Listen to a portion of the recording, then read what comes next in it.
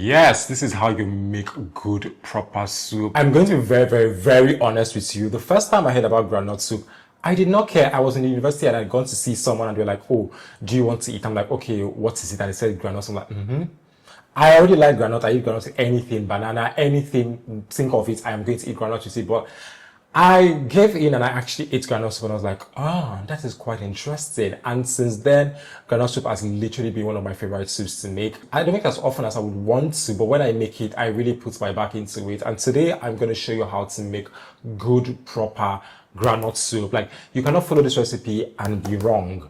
It is that easy. The step-by-step process, everything is in this video, and also the full ingredient list is going to be in the description box. Before we dive right into the video, if you're not subscribed to my channel, please click on the subscribe button. If you end up enjoying this video, which I know you will, click on the like button and then also leave a comment. Let me know what you think about this video. Have you tried groundnut soup before? Is this something you're going to try? Is this something that you're closed off to? Where are you from? What's your native soup? I actually just want to know all of this information. So let's get into the video. For groundnut soup, you're going to need some groundnuts or some peanuts, anyone you call it. We're going to need some scotch bonnet. You can use as much or as little as you want. I like to use smoked catfish when I'm making like specific Nigerian soups like groundnut soup. You can use banla fish if that's what you want. We'll also be using Ponmon. You can decide to cut it into little bite-sized pieces like I have done, or just leave them whole. We're using some Bitterleaf. You want to make sure it's really clean. We're going to be using some Uziza seeds. We're going to be using some Ehuru. Just go to the market and ask them for this thing, you'll get them. My meat of choice is goat's meat. I feel like you guys have heard me talk about the wonders and goodness of the flavor of goat meat, so just please use it. We're going to be using some Knorr seasoning cubes, our kitchen helper, perfect. We're also going to use some salt, every other ingredient you're going to see as we go. Now, first things first, you want to cook your meat. This is just like a regular standard way of cooking meat. I was almost going to cook the meat off camera to make the video fast, but I just feel like some people like to actually see me making the meat. So all you just have to do is put your already clean meat in the pot. Please make sure you're using goat's meat that actually has the skin on it, because the skin is where all the flavor is. So if you're just going to use meat that does not have the skin, you might as well just be using beef like you are, and you'll be fine. When boiling meat for groundnut soup, you can actually decide if you want to add onion now or if you want to add onion later. I just do as the spirit leads, to be honest, and on this particular day I did not add the onion. Now what I just did was add my seasoning cubes and then added my salt. I gave that a really good stir, and then I just went ahead to boil the meat. Again, you can just add your onion if you want to add it here. It doesn't make any much difference at all. You also want to make sure that you're really stirring this and also cooking on medium to low heat right now, because as you can see, I have not added any water inside this meat whatsoever. I don't know why that thing was running out of the pot, but what I want is for the meat to sweat out its own juice. So you're going to cover it and allow it to cook for about 15 minutes ish. You can see that there's literally no water, zero water. It has sweated out its own juice. Now you're going to now add the water. That is like a step that I do not skip, especially when I'm working with goat meat and I want it to release all its flavor. That is what I do. Now I'm adding water just a little bit, or just almost like the same level as the meat, and then I'm just going to cover it and allow it to cook. We're going to toast our peanuts. For this one, you're just going to add the peanuts into the pan, add your Ehuru, add your Uziza seeds, and then just cook away. Please and please do not burn this thing. I am not asking you to burn it. What I'm just saying is toast it. A good 4 to 6 minutes on medium heat is going to give you what you want. The groundnuts should just change color a little bit, and then your kitchen should smell really good. That's not when you know that, okay, I've gotten what I'm looking for. If you look at the groundnut now and look at when it started, there's a huge difference, or maybe not a huge difference, there's just like a slight brownness to it.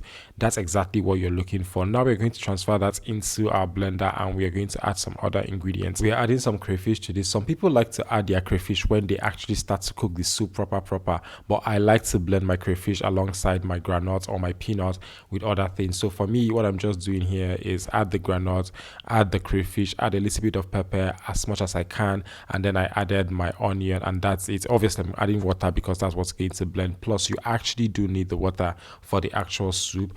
You're just going to blend this away. Ensure you're using a strong, really good blender, because you want the paste to be really smooth, and if it's not that, you're going to start having like peanut chunks in your soup, and I don't think that you want that. So if your blender is good, you are good to go. Now once you do that, you're going to set that aside. At this point, our meat is almost ready, or actually ready. Let's just do like about 80 to 90% done. I like my goat's meat to be really soft, just because the people in my house like really good really soft goat meat, and I just like to cook to their preference.